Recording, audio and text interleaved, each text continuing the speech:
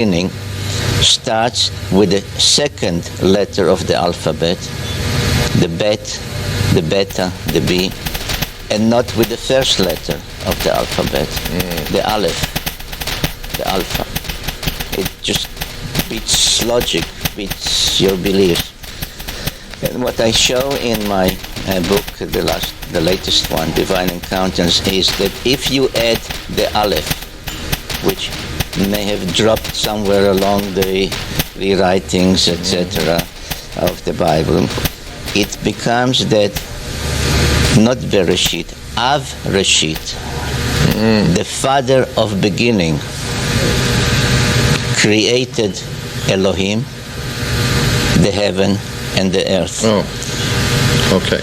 So the supreme creator created the Anunnaki, Elohim, the heaven and the earth. And that is a whole different And subject. that I really hope that through this interview and all the exposure that it will thus give, that those who have the say in these matters would really consider this suggestion by me, that if you add the aleph,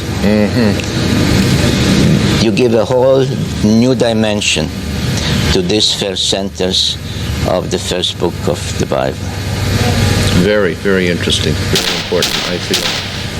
The second scripture, where it says, and in that time God created the heavens and the earth was without form and void.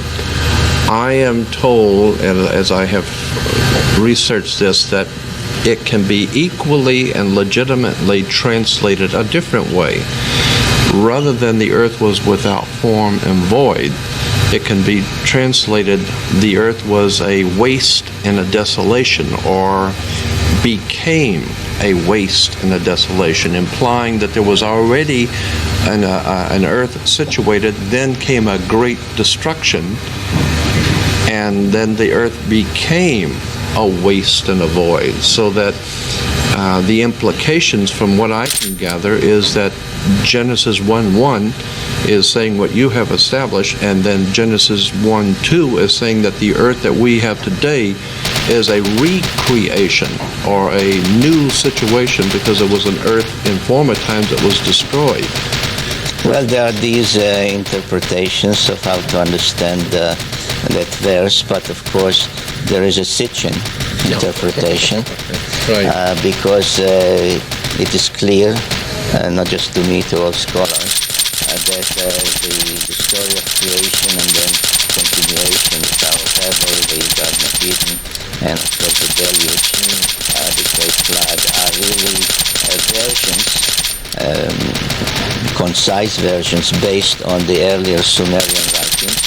People have to remember that Abraham was a Sumerian, and therefore that if these are versions of the Sumerian epic of creation and no Mailish, then the words Tehom Rabbah, which are translated as chaos and all the other terms that you have mentioned, really refer to Tiamat, Rabbah, Tiamat the great Tiamat, and therefore it is precisely what the Sumerians were saying, that there was another planet and that perished in the celestial battle, in the collision, and therefore the interpretation that you mentioned, though it is not linked to the words or to the name Tiamat, links to the same meaningful result. In other words, that Earth is the result of a celestial catastrophe.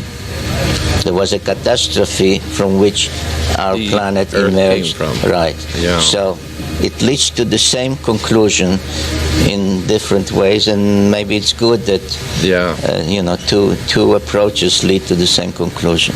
Yeah, I have always felt that there was most likely another civilization, ancient civilizations, even before, and this is just my own conjecture, even before the ones that we know of. Definitely, you're absolutely right on that, because even according to the Sumerian tales, and especially, many texts, but especially the so-called King list,